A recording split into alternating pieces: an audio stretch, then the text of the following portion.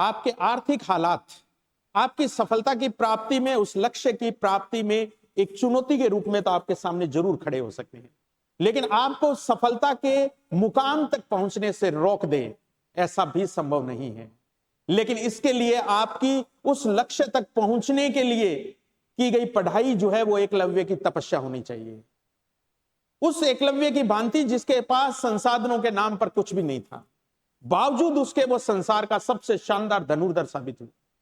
उसका प्रतियोगी अर्जुन, महाराजाधिराज पांडु का पुत्र, हस्तिनापुर जैसी मेट्रोपॉलिटन सिटी में रहने वाला एक व्यक्ति जिसके पास संसाधनों की कोई कमी नहीं है, गांडीव जैसा दिव्य धनुष जिसके पास है, गुरु द्रोणाचार्य जैसा कुशल गुरु जिसके पास है, जिसके घर के अंदर तीरंदाजी की प्रैक्टिस रेंज तक बनी हुई है, वो अर्जुन इस संसार का सबसे शानदार धनुर्धर नहीं है। इस संसार का सबसे शानदार कुशल धनुर्धर वो है जो वो जंगलों में रह रहा है, जिसके पास आयुधों के नाम पर मरे हुए जानवरों की हड्डियों से बना हुआ वो धनुष रहा होगा, सरकंडे से बने हुए वो तीर रहे होंगे, और जो अपने गुरु द्रोणाचार्य की मिट्टी से बनी हुई मूर्ति के समक्ष बैठकर अभ्यास किया करता था, वो एकलव्य इस संसार का सबसे शानदार धनुर्धर साबित हुआ। और इतना शानदार धनुर्धर साबित हुआ, इतना कुशल धनुर्धर साबित हुआ कि जब पांडव वन में आखेट खेलने के लिए जाते हैं और उनका कुत्ता द्रोणाचार्य की कुटिया के सामने जाकर भौंकने लगता है, गुरु एकलव्य ने 7 तीर मारे थे, सातों के सातों जाके उस श्वान, उस कुत्ते के मुख में लगे थे,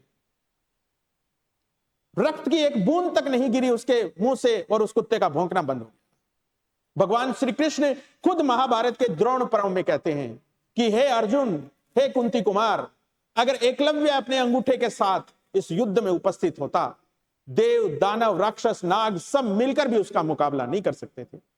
तो आर्थिक परिस्थितियां, संसाधन आपको तब तक लक्ष्य प्राप्ति से रोक रहे हैं जब तक आपने उनको मात नहीं दी है, उनसे आपने संघर्ष नहीं किया है। इतिहास केवल उन्हीं लोगों का लिखा गया है, इतिहास केवल उन्हीं लोगों ने अपना बनाया है जिन्होंने शून्य से शिखर तक की इस यात्रा को तमाम चुनौतियों से पार करते हुए उस मुकाम तक पहुंचे। तो याद रखिए, हर साल चयनित होने वाले आरएएस, आईएएस, आईपीएस ऑफिसर्स, अंतरराष्ट्रीय खिलाड़ी, किसी की भी सूची आप उठा के देख लीजिए, आप ही की तरह के लोगों का दबदबा आपको देखने को मिलेगा। उन्हीं लोगों की लिस्ट में आपको नाम मिलेगा जिन्होंने बहुत विपरीत आर्थिक परिस्थितियां, सामाजिक परिस्थितियों से लड़ते हुए वो सर्वोच्च मुकाम हासिल किया। धीरू भाई अंबानी का नाम ही आप अंबानी परिवार के बड़े लोगों के अंदर आज सुनते हैं। उनकी पीढ़ी में बाद में कौन हो रहे हैं, उनका आइडिया, उनके नाम आप बहुत कम लोग जानते होंगे। तो शून्य से शिखर तक की ये जो आपकी यात्रा है, ये आपके संघर्ष से पूरी होनी है, न कि आपके आर्थिक संसाधन या सामाजिक संसाधनों से डिसाइड हो। इसलिए अपने संघर्ष को अनवरत जारी रखिए।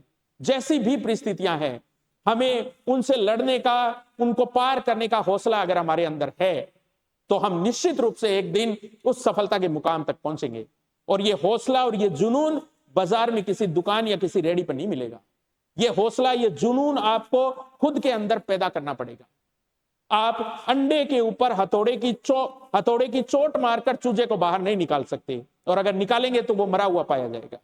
वो चूजा तभी बाहर निकलेगा, अंडे से तभी प्रस्फुटित होगा जब वो अंदर से उसके चोंच मारेगा। तो ये जो आपकी आर्थिक परिस्थितियां हैं, ये आपके अंदर की भूख है जो आपको आगे बढ़ने के लिए आप में चोंच मार रही है, आपको आगे प्रेरित कर रही है।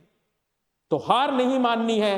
रामधारी सिंह दिनकर कहते हैं कि वसुधा का नेता कौन हुआ, भूखंड विजेता कौन हुआ, अतुलित यश क्रेता कौन हुआ, नवधर्म प्रणेता कौन हुआ, जिसने न कभी आराम किया, विघ्नों में रहकर नाम किया।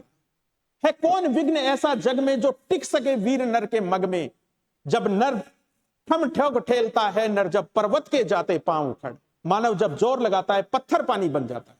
तो आपका तो अंदर से जुनून, मोटिवेशन इतना होना चाहिए कि आरपीएससी के first grade, second grade, third grade के एग्जाम हमारे सामने कुछ भी नहीं है, हमें इससे भी बहुत बड़ा ऊंचा मुकाम हासिल करना। उस मुकाम के लिए संघर्ष कीजिए। और जब भी आपकी आर्थिक परिस्थितियां आपको इस चीज से रोकने का प्रयास करे, एक बार अंधेरे कमरे में आंखें बंद करके अपने पिता के वो झुके हुए कंधे याद कर लेना, अपनी मां की आंखों के नीचे की वो काली झुर्रियां याद कर लेना, आपको खुद ब खुद मोटिवेशन मिलना शुरू हो जाएगा। और वही मोटिवेशन आपकी नीड है, वही मोटिवेशन आपकी भूख है, जो आपको उस लक्ष्य की प्राप्ति तक अनवरत आपको संघर्ष के मार्ग पर चलाए रखेगी। और याद रखना, जब आप उस परिस्थिति से लड़ते हुए उस सफलता के मुकाम तक पहुंचेंगे, आपको रियल आनंद की अनुभूति होगी।